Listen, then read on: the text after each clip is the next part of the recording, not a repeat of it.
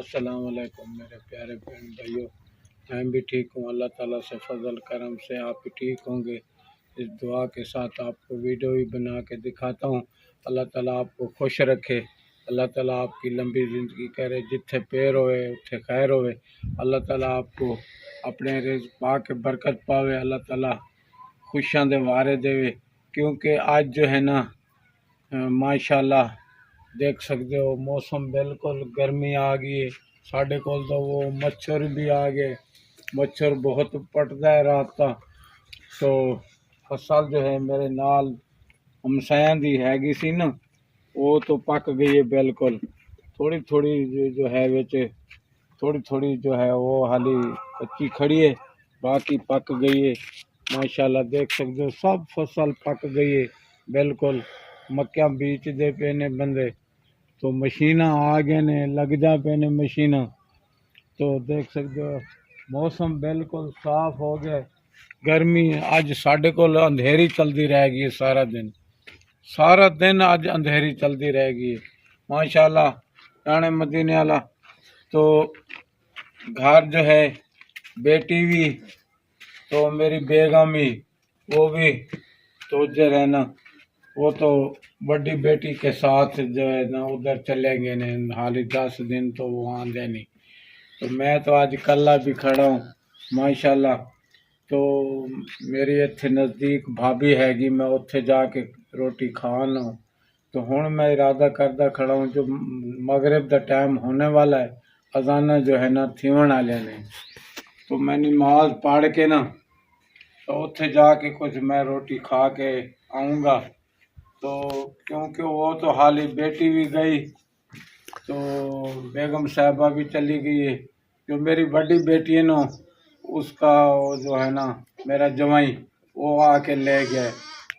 तो मेरे प्यारे बहन भाइयों देखो, मैं जो है ना इतने हमसाया दे नाल जो है ना वो प्लेटा वाला पानी जो है ना वो उन्होंने लगा लिया है, बोर लग गया है। तो मैं क्या उन्होंने मैं कुछ पानी ले आया हूँ।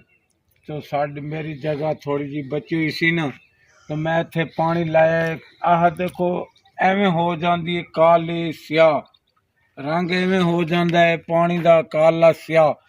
तो फसल नहीं होती। सब्जी मैं बीजी सी तो मेरी सब्जी सड़ गई सी। तो किकर में लाया सी ना, ये देखें किकर तो है ना फुफड़ आंदे ने, तो एक इतना हरे नहीं होंगे थले।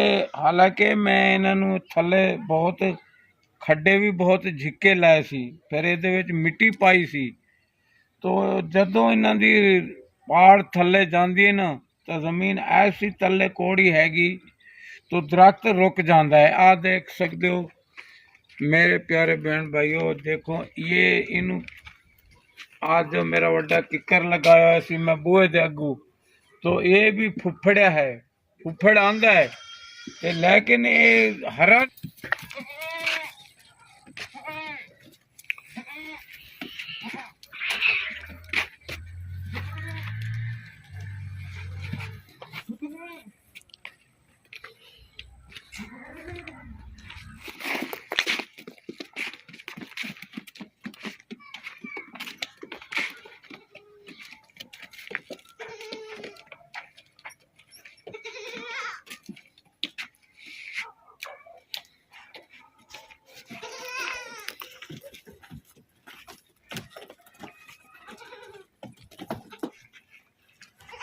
मेरे प्यारे बहन भाइयों, अल्लाह ताला तुहानू खुश रखे। ये मैं जिथे काम करदा सी ना, उन्होंने मैनू आ बकरी दी है। बकरी हैगी बुढ़ी बिल्कुल, ओ शोदी मुक्की हुई है। तो माशाल्लाह मैं इन्हां दे पट्ठे, ये तो मेरी खड़ी है बकरी, तो ये दे नाल दी तो एक चली गई माशाल्लाह। ये तो बकरी बन गई। बेटी वास्ते मैं 2 पाली खड़ा सी। चलो भी मैं आख्या वो बड्या हो जासन, चलो गबड़ा हो जासन, कोई बेटी का जहाज बनवा लूँगा। तो ये मेरे प्यारे बहन भाइयों, मैं जिथे काम करता सी ना, उन्होंने मैनू आ बकरी दी सांझी। उन्होंने कहा बाबा फल अद्वत तू ले जा चाहे पैसे फिर हौले हौले सारे पैसे ला देवी। चलो मैं ईद तो बाद ना, उन्होंने कहा सी मैं कल गया ले आया हूँ, कल मैनू ले आया हैगी बुढ़ी तो इत्थे आके ना ये सो पईए इन्हें दो जो है ना बच्चे दिते ने, दो लेलियां दिते ने निक्के निक्कियां। तो मैं आपको दिखाता हूँ, देख ले। ये देखें, ये दो लेलियां दिते ने, एक लेली रत्ती हैगी, एक काली हैगी। ये दो ही लेलियां हैगे ने माशाल्लाह। ये बड़े हुशार हैगे ने।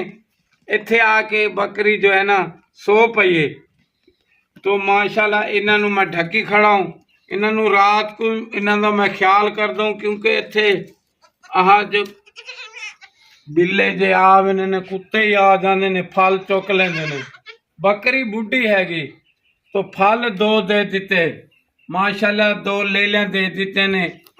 चलो एक साडी हो गई तो एक उन्हां दी। मेरे प्यारे बहन भाइयों, अल्लाह ताला तुहानू खुश रखे, जाने मदीने वाला। जो मेरी पास है मेरी बकरी हैगी सी ना, एदे नाल जो है ना वो नाल वाली जेरी हैगी सी वो तो गई मर, वो तो बीमार हो गई। तो ये बाकदी सी, ये सारी रात बाकदी सी। फिर मैं जिथे मजदूरी करदा सी ना उत्थे गया, उन्होंने मैं क्या मेरी एक बकरी छोदी, एक पाठा बची है, एक मर गई है, तो राती दी बाकदी है। फिर उन्होंने मैनू बकरी दी है तो उन्होंने क्या बाबा हौली हौली तू पैसे दे दे रहना लहा दे, तू ले जा यार रखे। साढ़े को तो इत्थे काम करदा है, मजदूरी करदा है, तेनू 40-50 साल हो गए ने साढ़े को मजदूरी कर दे। चलो मैनू उन्होंने दे दी, उन्होंने बड़ा एहसान है। चलो हौली हौली मैं पैसे ला दूंगा। हैगी तो बुढ़ी तो आके इत्थे सो पईए। आह दो लेलियां जमा दिते ने माशाल्लाह, बड़े सोहने लेले ने। तो मैं इन्हों ढकी खड़ा हूँ। इन्हों रात को ही मैं इत्थे मंजी नाल पा के समना हूँ, क्योंकि इत्थे जंगली इलाका है ना, तो ये बिल्ले जांगली बिल्ले आ जाते ने। जंगली इलाका है ना, नाले जंगली हैगी ना, तो जांगली बिल्ले भी आ जाते ने, गिद्दड़ भी आ जाते ने, इन्हों चक के ले जाते ने। इन्हों का मैं ख्याल करता हूँ। तो मेरे प्यारे बहन भाई, अल्लाह ताला तुहानू खुश रखे। चलो मैं जो है ना इन्हों पालदा पिया हूँ, पट्ठे भी उतों ले आना हूँ। तो मैं कहना बेटी वास्ते कुछ बन जासी। अल्लाह ताला तुहानू खुश रखे, जाने मदीने वाला। आज की वीडियो जो है आपको दिखा दी है। तो खुदा हाफिज।